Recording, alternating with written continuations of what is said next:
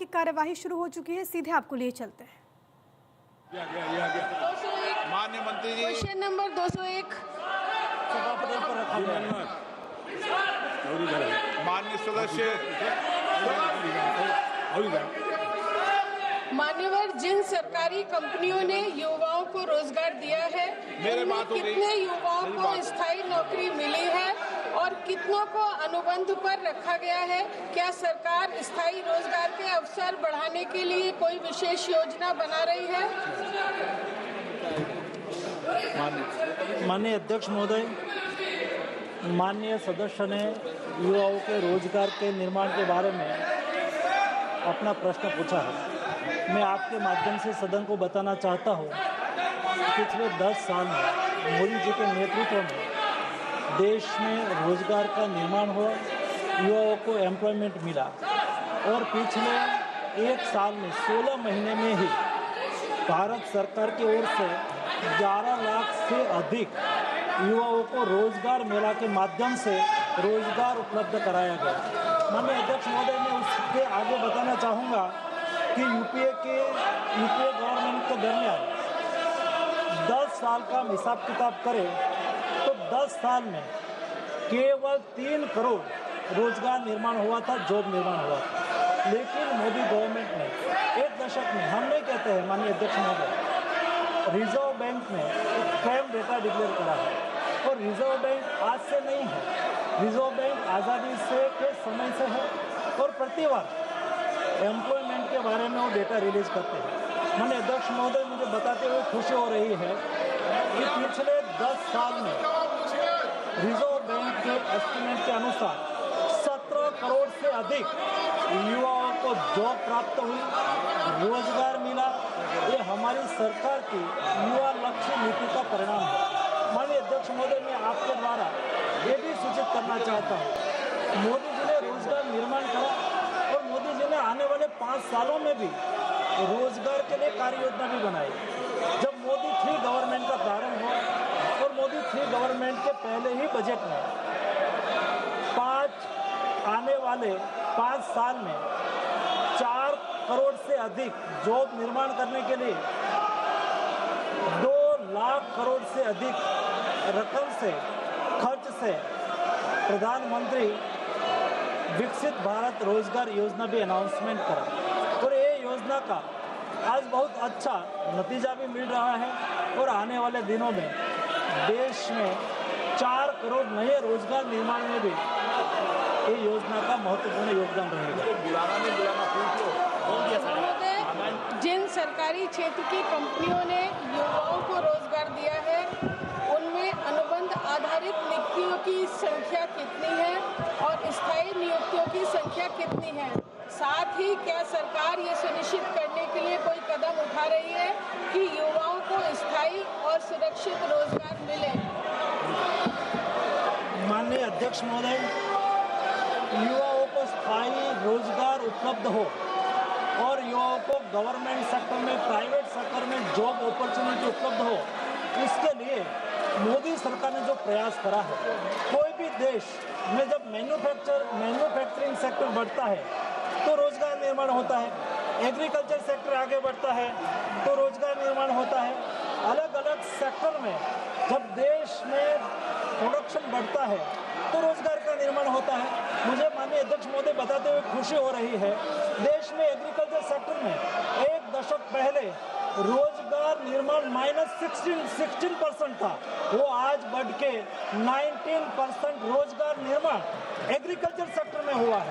माननीय अध्यक्ष महोदय, मैं मैन्युफैक्चरिंग सेक्टर की बात करूं तो पिछले 1 दशक में, जब यूपीए के 1 दशक में 2004 से 2014 केवल 6% मैन्युफैक्चरिंग सेक्टर में रोजगार निर्माण हो रहा था, पिछले 1 दशक में मोदी सरकार में मैन्युफैक्चरिंग सेक्टर में 15% रोजगार निर्माण हुआ है। वैसे ही सर्विस सेक्टर, जो आपने युवाओं की बात कही है, युवा खास करके सर्विस सेक्टर में ज़्यादा काम करते हैं। पिछले एक दशक में और यूपीए के 1 दशक के साथ में तुलना करूं तो यूपीए के 1 दशक में 25% सर्विस सेक्टर में जॉब निर्माण होता था आज मोदी सरकार में सर्विस सेक्टर में 36% रोजगार निर्माण के साथ देश आगे बढ़ रहा है। माननीय अध्यक्ष महोदय, अनएम्प्लॉयमेंट रेट देश में आज 3.2% है, जो डेवलप्ड कंट्री के बराबर है या तो डेवलप्ड कंट्री से कम भी है। ये स्थिति आज मोदी गवर्नमेंट में यूथ और देश के नागरिकों के जॉब के लिए सुनिश्चित करी गई है। माननीय सदस्यगण, मैंने पहले भी आग्रह किया है, फिर माननीय सदस्यों से आग्रह कर रहा हूं। प्रश्नकाल महत्वपूर्ण समय होता है, माननीय सदस्यों का समय होता है और प्रश्नकाल में कई मंत्रालयों पर, विभागों पर माननीय सदस्यों द्वारा जो प्रश्न पूछे जाते हैं, सरकार उसका जवाब देती है। आपने को जनता ने यहाँ प्रश्न करने पूछा है, लोगों के मुद्दे, लोगों की आकांक्षा, अपेक्षाओं के लिए भेजा है। मैं रोज आपसे प्रयास करता हूँ कि सदन चले। देश की सबसे बड़ी लोकतांत्रिक संस्था है, इसकी मर्यादाएं परंपरा रही है। इसी सदन के अंदर हमारे पूर्व सांसदों ने अच्छी चर्चा संवाद के साथ संसद की गरिमा को बढ़ाने का काम किया है। मैं रोज प्रयास करता हूं कि आप भी संसद की गरिमा को बनाए रखें। तख्तियां, नारेबाजी, इससे सदन नहीं चलेगा और लोकतंत्र में नियोजित तरीके से सदन को बाधित करना ये लोकतंत्र प्रक्रियाओं के लिए अच्छा नहीं है, परंपराओं के लिए भी अच्छा नहीं है। आप कोई भी मुद्दे हो, कोई भी सवाल हो, आप प्रश्नकाल के बाद हमसे मिलें। हम नियम प्रक्रियाओं के अंदर आपको हर मुद्दों पर, हर विषय पर चर्चा करने का पर्याप्त मौका देंगे। मैंने पूर्व में भी सभी सदस्यों को पर्याप्त अवसर दिया है। कई महत्वपूर्ण विधेयकों पर चर्चा होनी है, जिसमें आप सब माननीय सदस्य अपने विचार व्यक्त करना चाहते हैं, पर आप सदन अगर बाधित करना चाहते हैं, सदन नहीं चलाना चाहते, तो ये अच्छी परंपरा नहीं है। देश की जनता आपको देख रही है कि आप नियोजित तरीके से रोज नारेबाजी करते हैं, तख्तियां लहराते हैं, सरकारी संपत्तियों पर नुकसान पहुंचाने का प्रयास करते हैं। ये उचित नहीं है और ये आपकी संसदों की व्यवस्थाओं के लिए भी उचित नहीं है। और विशेष रूप से आपको लाखों लोगों ने चुनकर भेजा है, जनता आपसे कुछ अपेक्षाएं कर रही। जाओ बैठे। समाजवादी पार्टी की माननीय सदस्यों ने प्रश्न पूछा, आप भी जाकर पूछे, मैं मौका दूंगा आपको।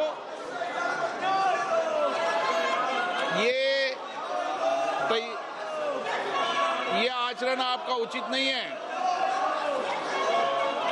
ये संसद की कार्य पद्धति के अनुरूप नहीं है। इसलिए जाइए बैठिए। आप सदन नहीं चलाना चाहते, प्रश्नकाल नियोजित तरीके से बाधित करना चाहते हैं। प्रश्नकाल, फिर मैं आपसे आग्रह कर रहा हूं, फिर मैं आपको मौका दे रहा हूं कि प्रश्नकाल के बाद हर विधेयक पर शून्यकाल में आपको हर मुद्दे को उठाने की परमिशन दी जाएगी। मुझे लगता है कि आप नियोजित तरीके से ही सदन को बाधित करना चाहते हैं, इसलिए सदन की कार्रवाई आज 2 बजे तक के लिए स्थगित की जाती है।